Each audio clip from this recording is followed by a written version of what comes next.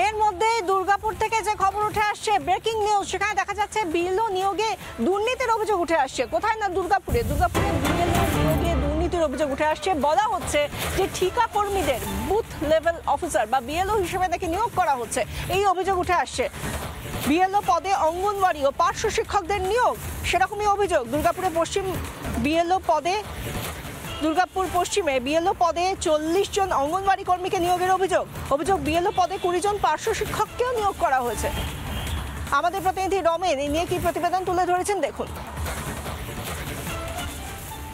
আমি দাঁড়িয়ে আছি দুর্গাপুর মহকুমা যে অফিস, মহকুমা শাসকের যে দপ্তর, সেই দপ্তরের সামনে দাঁড়িয়ে আছি। আমার সঙ্গে আছেন যারা বিএলও ট্রেনিং নিতে ঢুকছে। আমি একটু কথা বলে নেবো দিদিদের সঙ্গে। দিদি, আপনি কি অঙ্গনওয়াড়ি কর্মী? আমি অঙ্গনওয়াড়ি কর্মী। আচ্ছা, আপনাকে বিএলও ট্রেনিং নিতে এসেছেন? হ্যাঁ, কত নম্বর বুথ আপনার? আমার 203 নম্বর, 276 এই গোপীনাথ সগর ভাঙা। তো অঙ্গনওয়াড়ি কর্মী আপনি কি প্রথম করছেন বিএলও কাজ? না না, আমি অনেক আগে করেছি, এবারে আবার দিয়েছে? হ্যাঁ। দিদি বললেন যে দিদি বিএলও অঙ্গনওয়াড়ি কর্মী, তিনি বিএলও ট্রেনিং নিতেন। আমি কথা বলবো যে আপনি অঙ্গনওয়াড়ি কর্মী? হ্যাঁ হ্যাঁ, আমি অঙ্গনওয়াড়ি কর্মী। আচ্ছা, কোন বিধানসভা?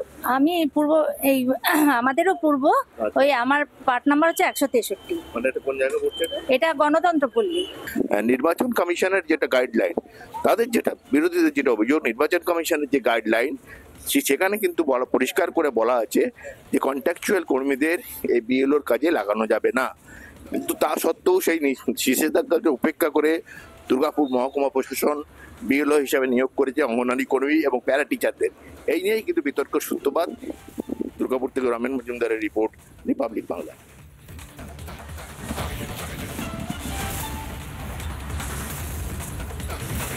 যেখানে বিএলও নিয়োগে দুর্নীতি উঠে আসছে, যেখানে বলা হচ্ছে অস্থায়ী কর্মীদের, ঠিকা কর্মীদের বিএলও হিসেবে নিয়োগ করা হচ্ছে, এই অভিযোগ উঠে আসছে। সেই জায়গা থেকে বিজেপি এবং কংগ্রেস তাদের কি প্রতিক্রিয়া, শুনুন। এবং আমরা যেটুকুনি খবর পেয়েছি, বিভিন্ন বুথগুলোতে অঙ্গনওয়াড়ি কর্মী, প্যারা টিচার এদেরকে নিয়োগ করা হচ্ছে ভোটের কাজে, যেটার আমরা তীব্র প্রতিবাদ জানাচ্ছি।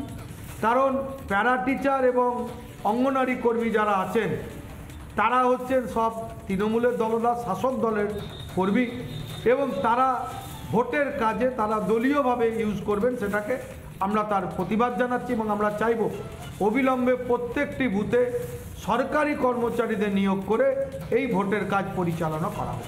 যাদেরকে কন্ট্রাকচুয়াল কাজ দিয়েছেন তারা হয়তো চাকরির ভয়ে তারা হয়তো ভুল তথ্য এই ভোটার লিস্টের কাজে নিযুক্ত করবেন। তাই আমি অনুরোধ করব এবং সাথে সাথে আমি মহকুমা শাসকের কাছে বলবো যে আপনি সঠিক লোকদেরকে, যারা সরকারি গাইডলাইন মেনে, যারা সরকারি স্টাফ আছে, যেখানে নির্বাচন কমিশনের গাইডলাইন মেনে দিয়েছেন, সেই রকম মানুষদেরকে আপনি এই গুরুত্বপূর্ণ বিএলও কাজে নিযুক্ত করুন।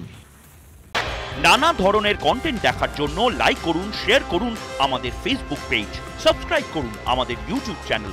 পাশাপাশি অন্যান্য ব্রেকিং নিউজের জন্য অবশ্যই চোখ রাখুন রিপাবলিক বাংলায়।